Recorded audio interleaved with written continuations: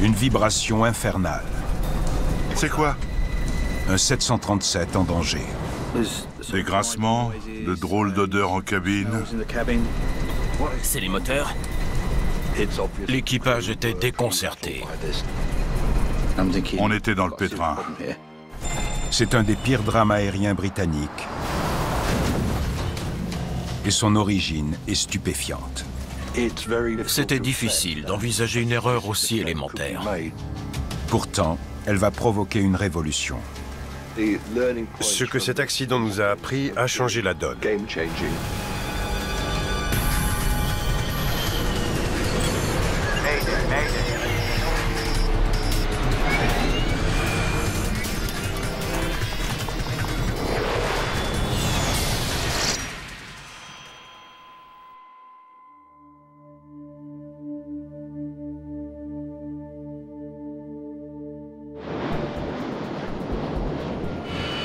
En ce dimanche soir, le travail ne manque pas à l'aéroport d'Heathrow. L'équipage du vol 092 de la British Midland s'apprête à repartir à Belfast, en Irlande du Nord. Dites-leur qu'on va y aller. Compris. Mesdames et messieurs, bienvenue à bord. Les dernières vérifications sont terminées et nous partirons d'ici quelques minutes.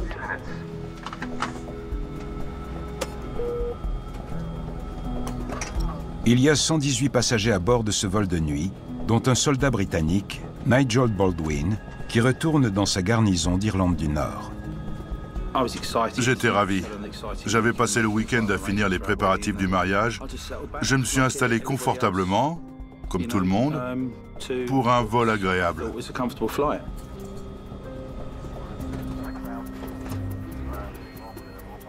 « 92, autorisé décollage. » Vous pilotez? Volontiers. Le commandant Kevin Hunt a piloté depuis Belfast. Et l'OPL, l'officier pilote de ligne, David McClelland, va prendre le relais. Poussez au décollage. C'est parti. Leur 737-400 flambant neuf ne compte que 521 heures de vol. Il s'agit de la toute dernière version de l'avion de passagers le plus prisé au monde. V1. Rotation.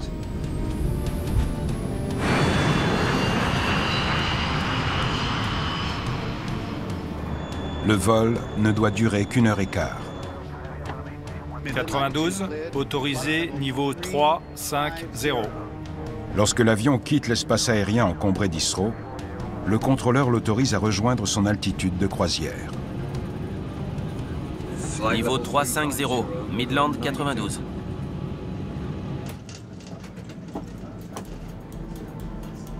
Et un café. 13e minute de vol.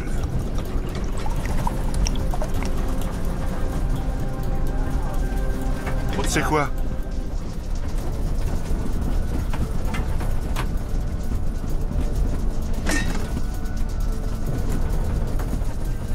Il y avait un pépin. Des grincements, de drôles d'odeurs en cabine. C'était inhabituel.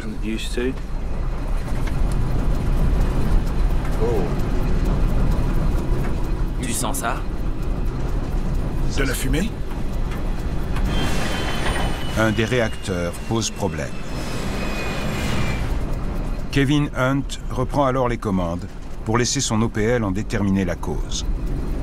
La mission numéro 1 du pilote est de s'assurer que l'avion ne risque rien, que les instruments de vol affichent les bonnes indications et, le cas échéant, de corriger. C'est les moteurs?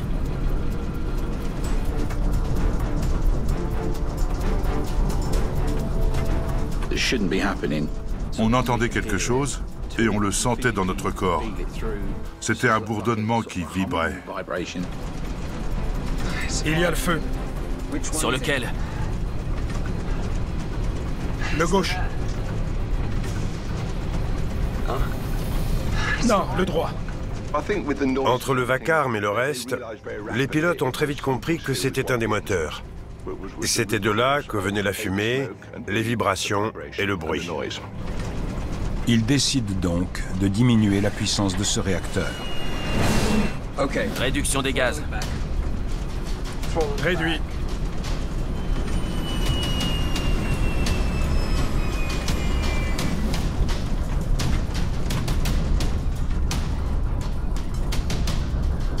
Du calme. Je me suis dit que les pilotes savaient ce qu'ils faisaient.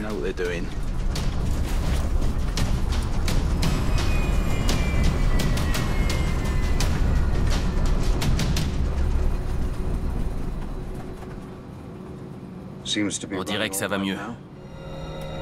Apparemment, l'équipage apparaît au plus pressé. Et la fumée? Mais il doit vite se poser. Midland 92. Feu moteur, on doit se dérouter vers East Midland. Compris. Descendez à 10 000 pieds. C'est une situation inhabituelle pour laquelle on s'entraîne très souvent en simulateur, tous les 6 mois. Mais le faire, pour de vrai, en pleine nuit, quand tout vibre, c'est autrement plus difficile. J'ai été soulagé quand le bruit et les vibrations ont cessé. Je me suis dit, affaire réglée. Il faut un quart d'heure pour rejoindre East Midlands, c'est-à-dire moins de temps que pour retourner à Heathrow. Je le coupe. L'OPL arrête le moteur pour éviter que l'incendie se propage. Nigel Baldwin s'efforce de garder son calme. Les gens se disaient, et si ça se passe mal? On se le dit toujours quand on est en avion.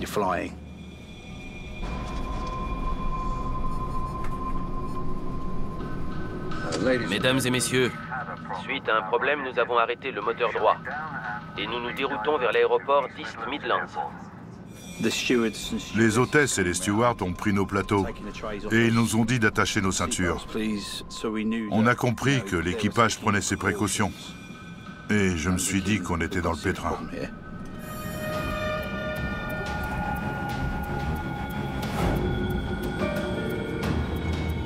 Phare d'atterrissage. Allumé. L'avion doit atterrir avec un seul moteur. Volet à 1. Pour se poser à basse vitesse, on règle les volets pour accroître la portance. Gaz. Et on augmente la puissance du seul moteur disponible.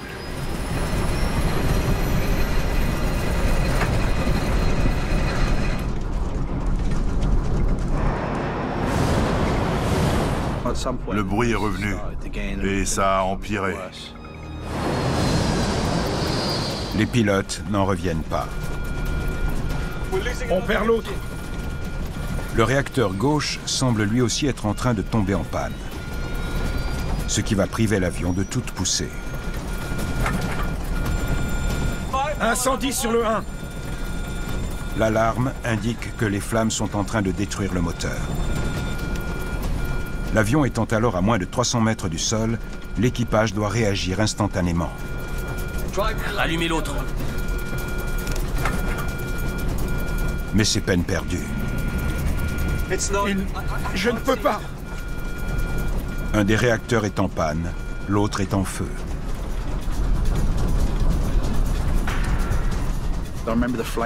Les flammes léchaient le dessus et les côtés du moteur.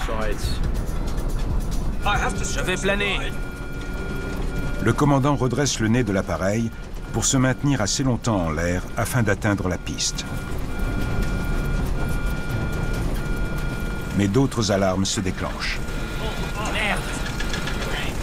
En faisant vibrer le manche pilote, l'avertisseur de décrochage indique que l'avion n'a presque plus de portance.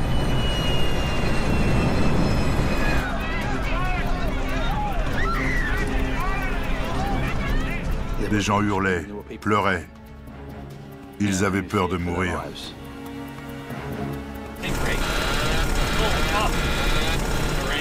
Position de sécurité.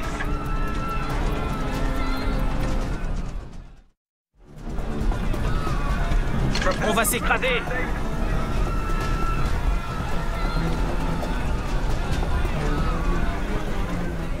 Position de sécurité. Commencez déjà.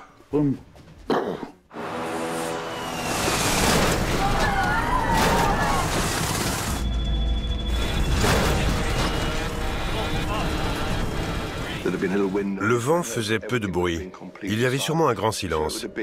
Ça devait être très étrange.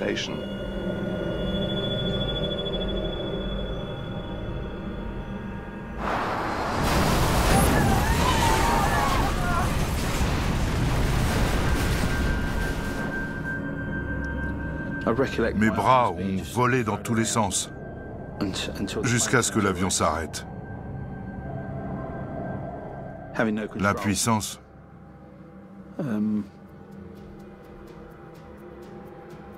C'était affreux. L'avion a percuté le talus qui borde l'autoroute M1 à 800 mètres de l'aéroport. Si le moteur avait tenu 15 ou 20 secondes de plus, les pilotes auraient atteint la piste. C'est dire s'ils étaient prêts.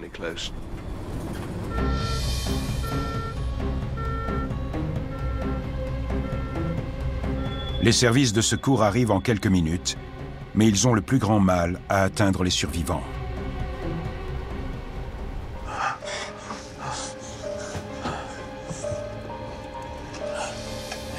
L'avion est très endommagé.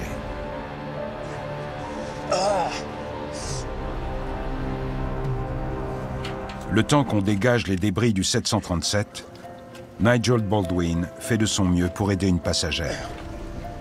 Allez, faut sortir.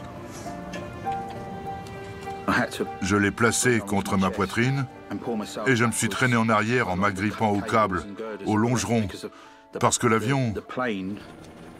Je dis toujours qu'il ressemblait à une carcasse de poulet après le repas dominical.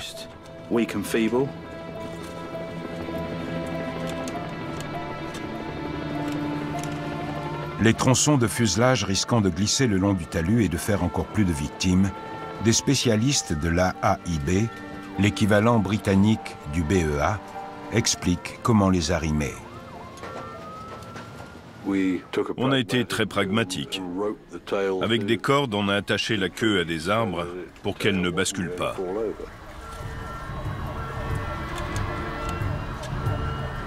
L'empilement des sièges arrachés bloque l'accès aux survivants.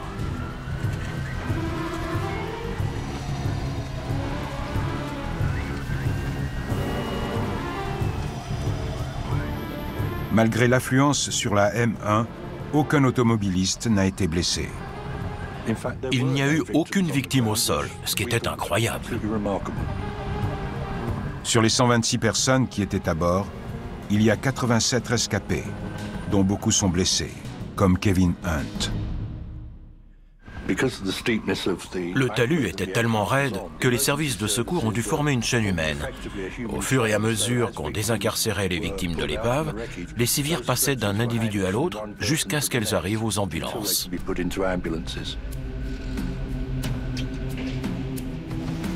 Sitôt ces opérations terminées, les enquêteurs de l'AAIB se mettent au travail. Rob Carter est l'un des premiers à arriver. On est arrivé très tard dans la soirée. Tous les services d'urgence étaient là. Les ambulanciers, les pompiers, les policiers. Il y avait des journalistes. Il régnait une effervescence incroyable. Et il m'a fallu 1 minute pour évaluer la situation.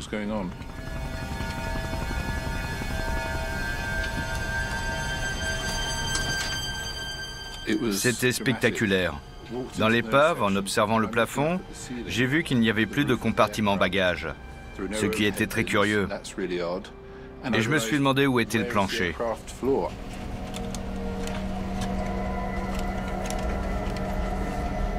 Suite à l'accident, la M1 a été fermée. Mais comme il s'agit d'une des autoroutes les plus importantes d'Angleterre, le personnel de l'AAIB doit très vite retrouver les fameuses boîtes noires. Les enregistreurs de vol sont une des priorités au début d'une enquête. Le laboratoire doit en faire l'exploitation et l'analyse. Rob Carter, lui, étudie la disposition de l'épave. Je voulais savoir où étaient les éléments de la structure, ce qui m'a conduit jusqu'au talus, l'endroit de l'impact initial avec le sol. Le train a tapé ici. l'avion a creusé des sillons profonds qui apportent des premiers éléments sur le déroulement du drame. C'était presque un cas d'école. Les traces montraient l'attitude de l'avion à l'impact, la direction dans laquelle il volait, sa position, et ça nous a beaucoup aidé à comprendre ce qui s'était passé. Les pilotes voyaient la piste. Ça a dû être terrible pour tous ceux qui étaient à bord. Le 737 ne volait plus assez vite pour atteindre l'aéroport. Mais pourquoi? Toute l'équipe s'est d'abord dit que l'avion avait dû avoir des problèmes de moteur. Il avait manqué de puissance pour atteindre la piste. Merde! Les pilotes étant trop grièvement blessés pour être interrogés, les enquêteurs se rabattent sur le contrôleur aérien. C'était un feu moteur. L'équipage a signalé le problème une vingtaine de minutes avant le drame. Midland 92, feu moteur, on doit se dérouter vers East Midlands. Compris. Descendez à 10 000 pieds. La déposition de l'aiguilleur du ciel soulève une question. Le 737 ayant 2 puissants réacteurs, comment l'incendie de l'un d'eux a-t-il provoqué le drame?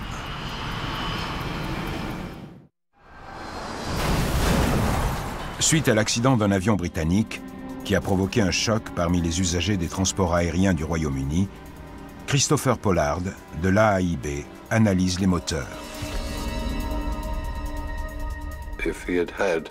Si un seul des réacteurs avait fonctionné, atterrir n'aurait posé aucune difficulté.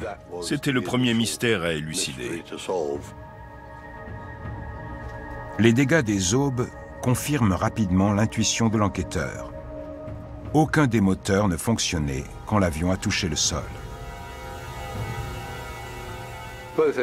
Les 2 moteurs avaient tourné à très bas régime au moment de l'impact. Et il fallait savoir pour quelle raison. Les doubles pannes moteurs sont rarissimes. Et lorsqu'elles se produisent, une vérification s'impose aussitôt. Commençons par le plus évident. Y avait-il de l'eau dans le kérosène? Les moteurs n'ont qu'un élément en commun, c'est le carburant. Détecter ce genre de contamination est très simple. Comme l'eau est plus dense que le kérosène, elle se dépose et forme une couche distincte. Pas une goutte. On peut oublier cette piste. De toute évidence, il restait du carburant dans les réservoirs et il n'était pas contaminé. Niveau 350, Midland 92. Autre hypothèse. Les oiseaux. En cas d'ingestion, les dégâts peuvent être dévastateurs pour les réacteurs.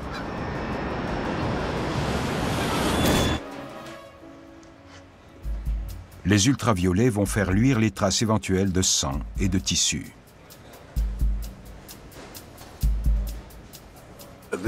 On n'avait aucune preuve. Lumière.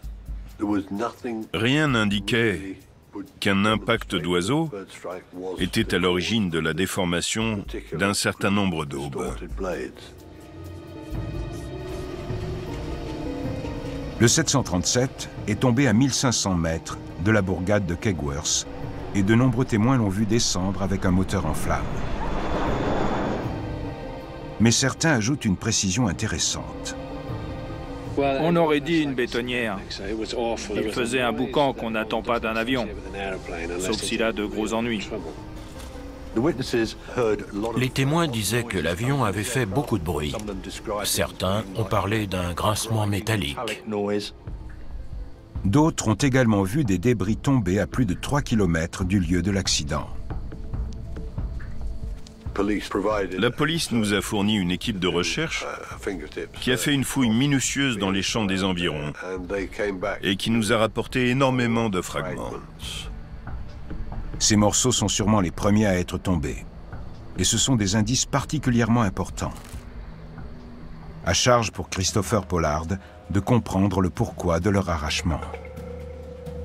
Au boulot. La réponse va lui permettre de découvrir l'origine du problème moteur qui a donné lieu au déroutement. Les autres enquêteurs se penchent sur les indices les plus prometteurs, les deux enregistreurs. Super, merci. Espérons qu'il y a ce qu'on cherche. Il nous a fallu plusieurs jours pour lire, vérifier et analyser correctement les données. L'enregistreur de paramètres a notamment mémorisé les performances moteurs. Le droit s'arrête à ce moment-là. Et le gauche, plus d'un quart d'heure après, à ce moment-là. Quel qu'il soit, les problèmes n'ont donc pas été simultanés. Écoutons.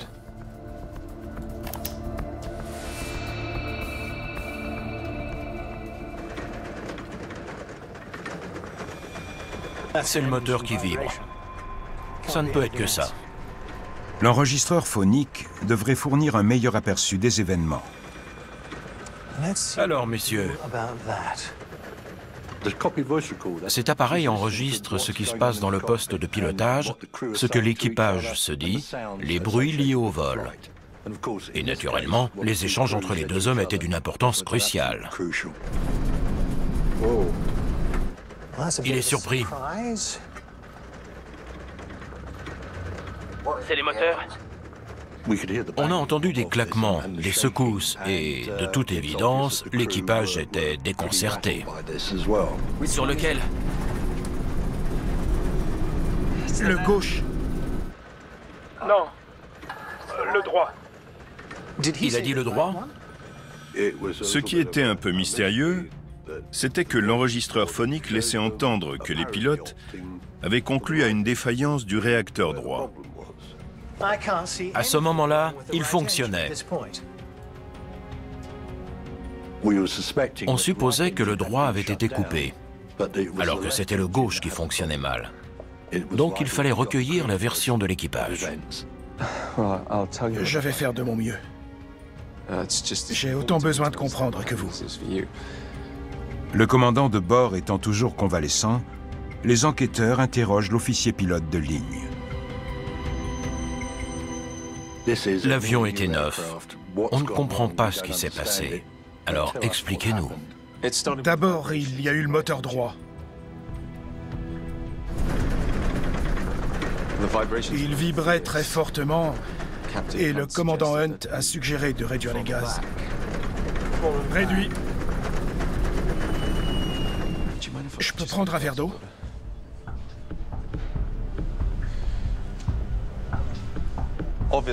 Bien sûr, je me suis exécuté.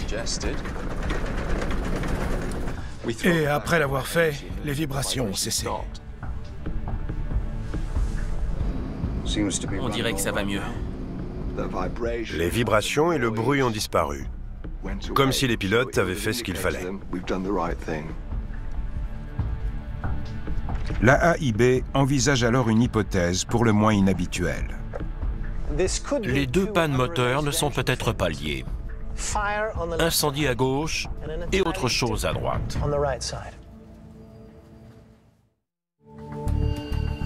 Christopher Pollard analyse les débris de moteur récupérés près de Kegworth. Chacun d'eux pourrait le mettre sur la piste de ce qui est arrivé au vol 092. Certains fragments étaient tout petits, et nous en avions énormément. Preuve que la fouille avait été très minutieuse. L'un d'eux se démarque. Bingo. Il porte des traces de fatigue du métal. Et compte tenu de l'endroit où il a été découvert, c'est sûrement le premier élément à avoir cassé. Si cette rupture avait été la première défaillance, ce bout d'aube de 10 cm avait dû être arraché. Cela expliquerait la panne moteur. Le bris d'une aube peut perturber l'écoulement de l'air et provoquer un phénomène de pompage semblable au raté d'un moteur de voiture. C'est les moteurs. Le moteur cherche à s'équilibrer et ça fait du bruit. Du calme. Ça a dû provoquer énormément de vibrations.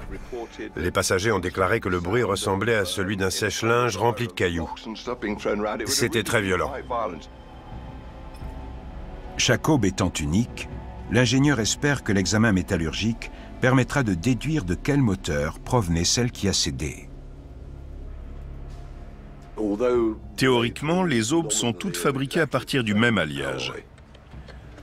Mais en fait, si on les analyse à la loupe, on s'aperçoit qu'il y a de légères différences entre elles.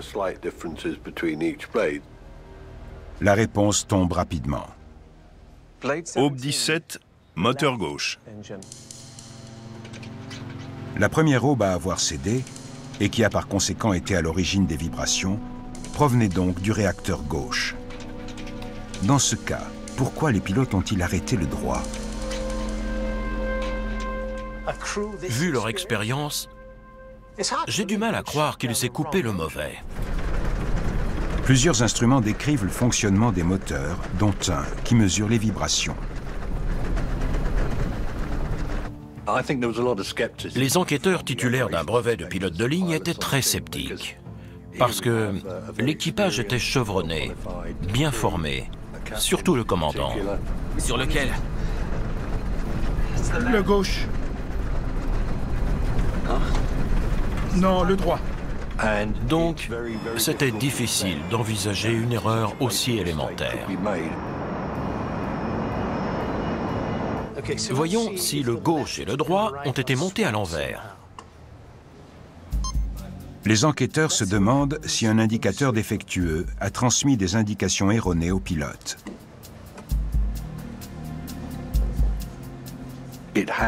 C'était déjà arrivé une fois.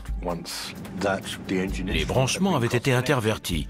L'instrument du moteur gauche indiquait le comportement du droit, et vice-versa.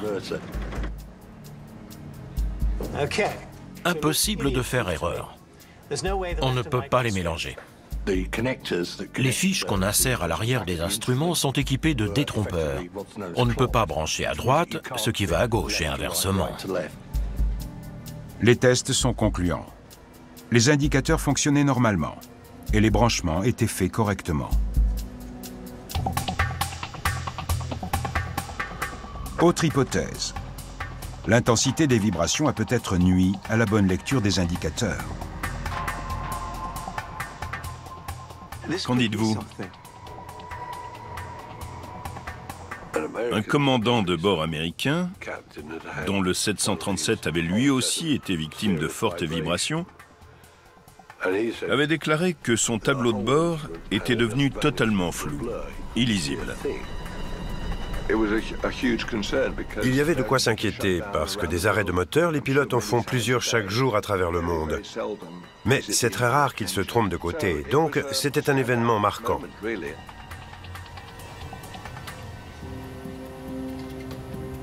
Finalement, les enquêteurs interrogent le commandant. C'est sûr, le problème c'était le moteur droit. Qui plus est, il affirme en avoir la preuve. La climatisation des avions de ligne est alimentée par l'air arrivant des réacteurs. Fort de plus de 13 000 heures de vol, Kevin Hunt connaît bien la relation complexe qui unit les moteurs et les appareils qu'ils alimentent. Coupez-le. Sur son précédent avion, le réacteur droit fournissait presque tout l'air entrant dans le poste de pilotage. La fumée indiquait un problème côté droit. Quand la fumée est entrée dans le cockpit, les deux hommes se sont dit que c'était le réacteur droit qui était victime d'un gros pépin mécanique. Sur le 400, les deux moteurs alimentent la clim. La preuve de Kevin Hunt a coûté très cher. Sur cette version plus récente du 737, la climatisation est différente. On n'a pas conscience de la façon dont on prend une décision.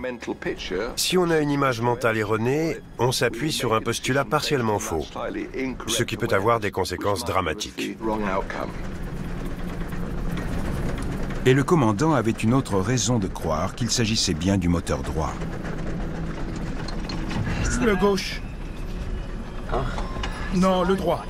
Réduction des gaz.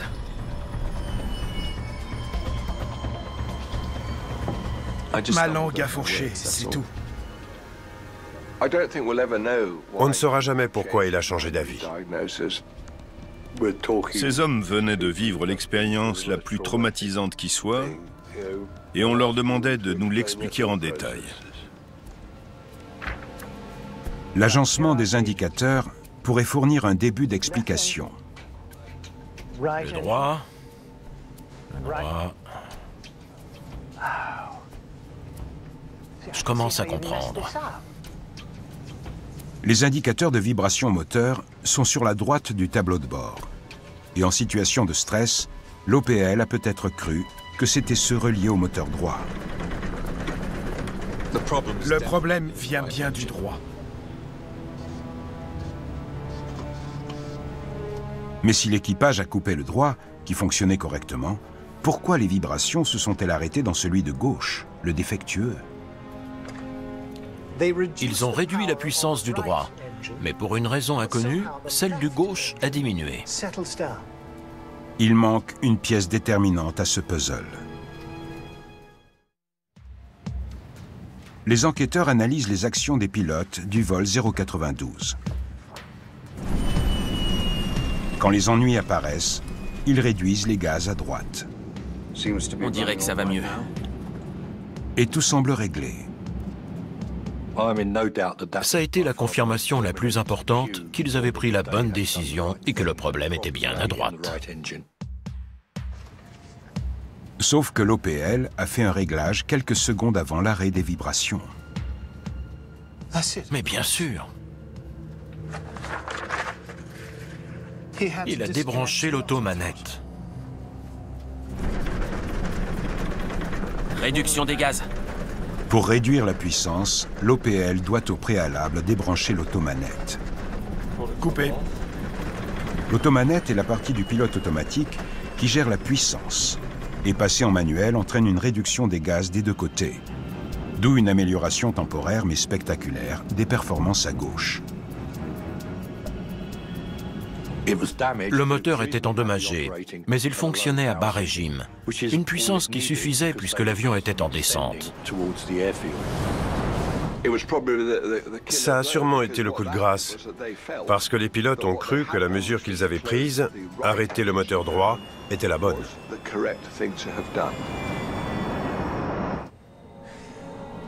Bien. Tout le passage après le début de la fumée et des vibrations. Au moment où les pilotes réfléchissent au problème, Faisons le point. Des vibrations, de la fumée. une communication vient les déranger. Midland 92, descendez au 4-0. Descendons au 4-0-92. On a envie de leur dire « Oubliez le contrôleur, réfléchissez et vous allez comprendre. » À chaque fois que je réécoute, j'espère entendre autre chose. Malgré ces problèmes, l'avion a réussi la prouesse de se maintenir en l'air pendant près de 17 minutes. Gaz. Reste à déterminer la cause de l'ultime panne, celle qui a fait exploser le réacteur.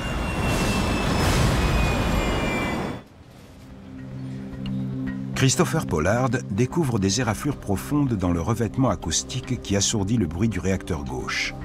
Éraflures qui permettent de spéculer sur l'origine de la défaillance. Il était très clair que la première panne n'avait occasionné que peu de dégâts. Si une des aubes avait été projetée vers l'avant, elle avait très bien pu se planter dans le revêtement acoustique tendre de l'entrée d'air. Selon l'ingénieur, lorsque la première aube a cédé, un fragment s'est fiché dans ce revêtement. Gaz. Quand l'OPL a remis les gaz, ce fragment s'est délogé sous l'effet des vibrations et engouffré dans le réacteur. On perd l'autre. Un autre bout a cassé. Donc il y en avait deux qui se baladaient dans le moteur. Et ça a conduit à la rupture désastreuse d'un très grand nombre d'aubes. L'équipage aurait pu se rendre compte de son erreur grâce à certains passagers. Une annonce m'a interloqué. Mesdames et messieurs, suite à un problème, nous avons arrêté le moteur droit et nous nous déroutons vers l'aéroport d'East Midlands. D'un côté, on a envie de dire « Pardon, le problème est à gauche ». Mais d'un autre côté, on ne veut pas se mêler de ce qui ne nous regarde pas parce que les pilotes savent ce qu'ils font. Quand Kevin Hunt et David McClelland redémarrent le réacteur arrêté par erreur, ils sont trop près du sol.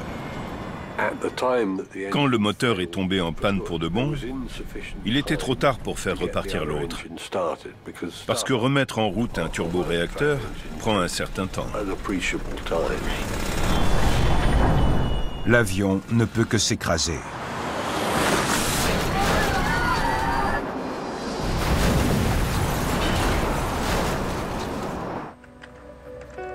Le rapport final préconise d'optimiser la lisibilité des indicateurs de vibration moteur et également d'améliorer la qualité des échanges entre le poste de pilotage et la cabine.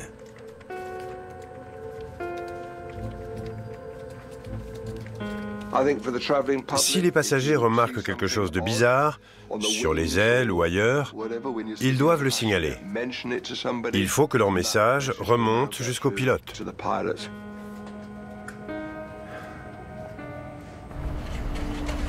Les causes d'un des pires accidents aéronautiques de l'histoire britannique ont beau être éclaircies, les enquêteurs soupçonnent qu'ils peuvent encore en tirer des leçons.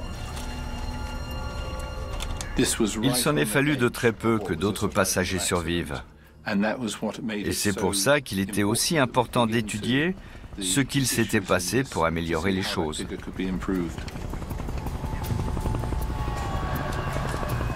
Il y a eu 79 survivants, mais un bon nombre d'entre eux sont grièvement blessés. Et Rob Carter compte découvrir pourquoi. Au début de l'aviation, on partait du principe que les gens qui réchappaient à un accident avaient eu de la chance. Puis, dans les années 1960-70, l'idée s'est imposée qu'on pouvait préserver de nombreuses vies humaines, ce qui a bouleversé la conception des avions. En cas de perte de contrôle à haute altitude, un drame est presque inévitable. Mais à Kegworth, il n'aurait pas dû y avoir autant de victimes. Si une partie de l'avion résiste, la plupart des gens à bord doivent avoir de bonnes chances de s'en sortir.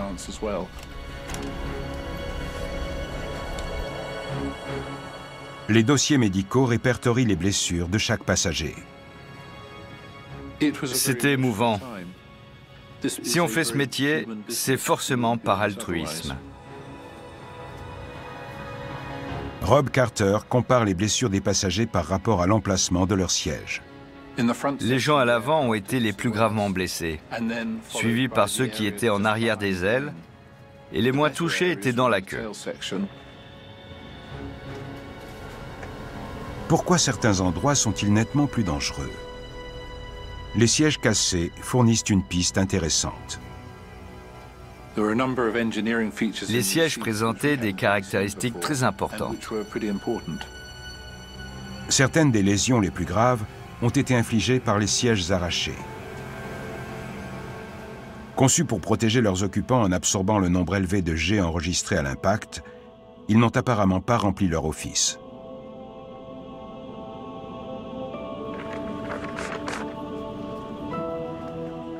Les tests de l'aviation civile américaine confirment que les sièges résistent à 16 G, une quantité bien supérieure à celle encaissée lors du crash de Kegworth. Ils sont plus performants que prévu.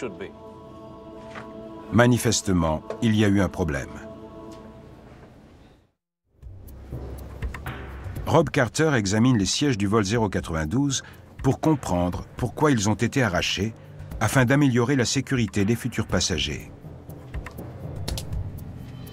Une simulation informatique lui permet de comprendre les effets des forces encaissées par la cabine au moment de l'impact. Ça explique tout. La simulation explique pourquoi certains tronçons ont été dévastés. Les sièges n'y sont pour rien. C'est le plancher qui a cédé. L'effondrement du plancher a été catastrophique. Les sièges se sont retrouvés empilés, presque comme dans un sandwich, ce qui a beaucoup gêné les services de secours.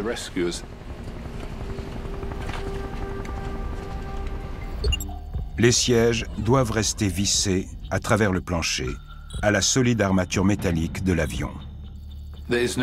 C'est inutile d'avoir des sièges plus solides que le plancher qui est dessous. Là où le plancher a résisté, des passagers ont été blessés à la tête en percutant le siège de devant. Position de sécurité. Or, le commandant a justement demandé aux passagers de se mettre en position de sécurité pour éviter des lésions de ce genre. Avant cet accident, beaucoup de compagnies aériennes suggéraient des positions de sécurité différentes qui ne reposaient pas sur des fondements très scientifiques. Rob Carter analyse celles recommandées par les compagnies au Royaume-Uni. On a déterminé ce qui est arrivé à un corps humain à l'impact. Et on a établi un lien avec les descriptions des blessures des passagers, aussi bien celles des rescapés que celles des victimes. Les résultats font apparaître des lacunes graves concernant la position de sécurité. Très souvent, les lésions à la tête et au cou provenaient soit du fait que les gens avaient eu la tête secouée dans tous les sens à l'impact, parce que les muscles du cou n'étaient pas assez puissants pour la retenir, soit parce qu'ils avaient percuté le siège de devant. Ce constat donne lieu à des améliorations notoires. Les experts recommandent aux passagers de se pencher le plus possible en avant, tête baissée, les bras passés derrière les genoux ou appuyés contre le siège de devant. Tout va très vite et personne ne contrôle rien.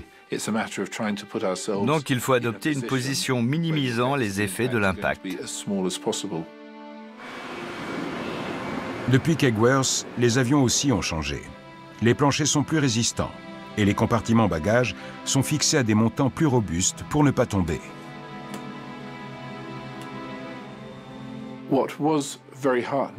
Ce qui a été très encourageant, ça a été de voir que les organismes de contrôle et surtout les avionneurs ont jugé que l'arrachement des compartiments bagages était quelque chose d'intolérable.